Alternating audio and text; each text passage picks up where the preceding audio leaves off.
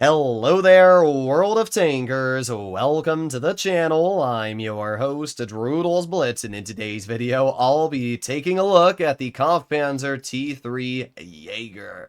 This is definitely one of the weirdest Tier 9 tanks that Wargaming has put into testing. I remember playing this thing on World of Tanks PC on my press account, and it was really fun. And it actually has a very similar playstyle in Blitz, but it's just interesting to see this vehicle coming into the game. I don't know why, it weirds me out, this tank.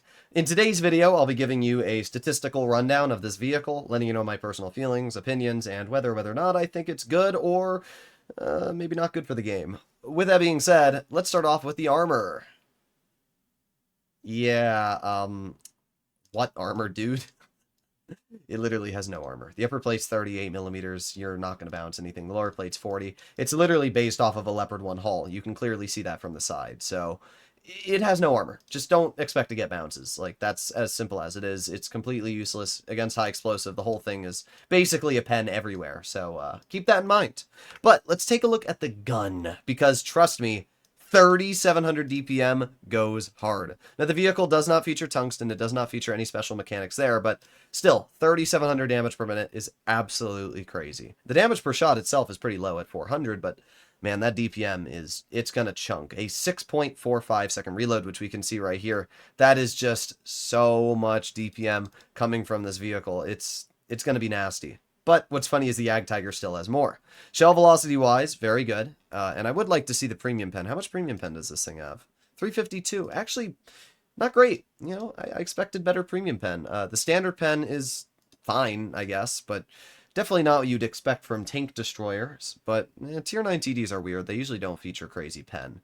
Let's take a look at the aiming time and everything. Really good aiming time.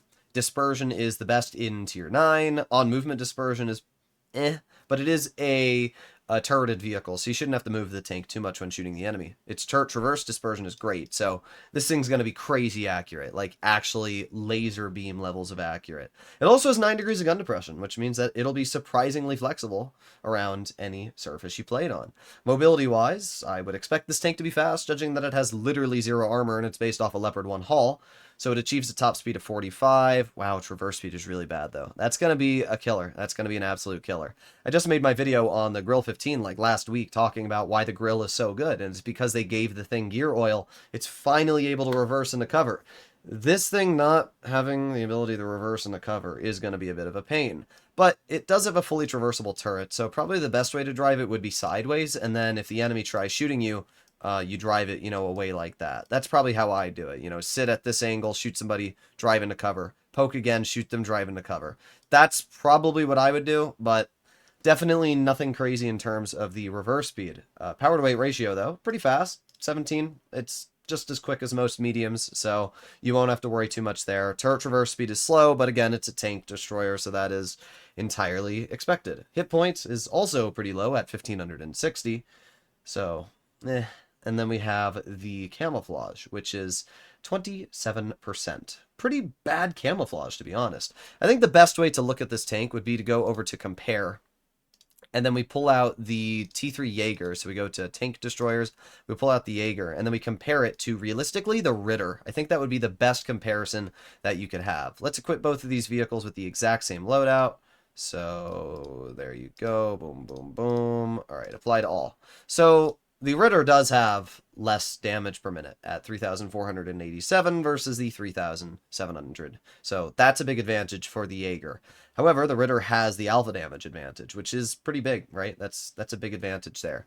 When it comes to the penetration, the Ritter also has more standard pen and has way more premium pen, and also has the same high explosive pen, actually. That's interesting. But in terms of the penetration, the Ritter is just way better. And let's see what else we're working with here. Shell capacity, the Ritter's got way more. Aiming time, the Ritter's slightly worse. Dispersion, it's slightly worse. But its on-movement dispersion is actually slightly better. So it actually probably won't make too much of a difference between the guns on these vehicles. The Ritter is definitely slower. Slower top speed, slower reverse speed. So it looks like the Jaeger definitely has its fair share of advantages. But the Ritter does have some big capabilities too. It's got way more hit points. It has better view range by 10 meters. Wow, why is the Jaeger's view range so bad?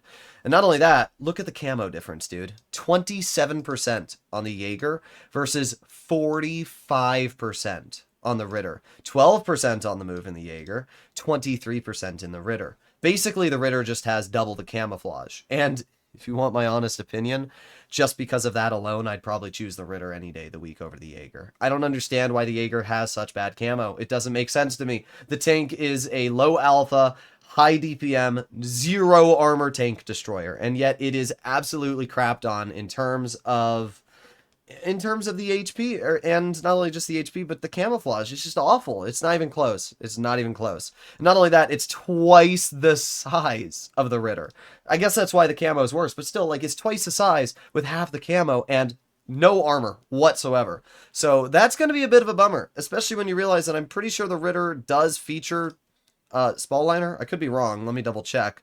Yeah, the Ritter does have spall liner. Does the Jaeger have spall liner? That's a pretty good question. No. So yeah, I don't know. I don't know, guys. I feel like this tank destroyer. Here's what I would do, if you want my opinion, because it's still in testing, right? Tanks in testing are subject to change. If Wargaming ends up watching this video, sometimes they do, sometimes they don't. What I would do to this tank is I would leave the DPM the way it is. I think that's totally fine. I would buff its camouflage quite a bit. Especially the view range too is worse than the Ritter. I don't understand that. Buff the camouflage to double. This thing should have the same camouflage, if not better, than the Waffenträger Ritter.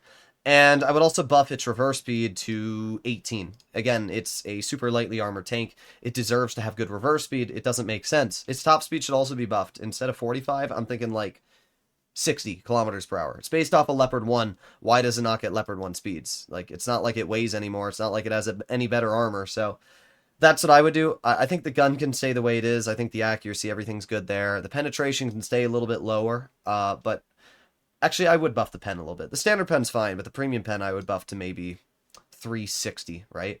With Cali, of course. But I feel like the pen's just not as good as I'd like. I don't want to have to run calibrated shells on a tank destroyer, which is meant to be focusing on DPM. It looks balanced, but I definitely feel like compared to the other Tier 9 TDs, it just kind of feels a little left behind. Let me know what you guys think in the comments, and as always, if you enjoy videos like this, you can smash that subscribe button down below, as I am always the first person to post on any information you need to know when it comes to Blitz. This tank, as of now, definitely seems like a worse Ritter, but we'll have to see what happens in the future. That's not even mentioning the JAGER. I'm trying to think if there's any other Tier 9 tank destroyers that are, you know, kind of better, but none of them really have a turret apart from like the Ritter, so I think that's the only one that I'd really compare to it, yeah. So I guess we'll leave it off there. All right, hopefully enjoy the video. Bye-bye.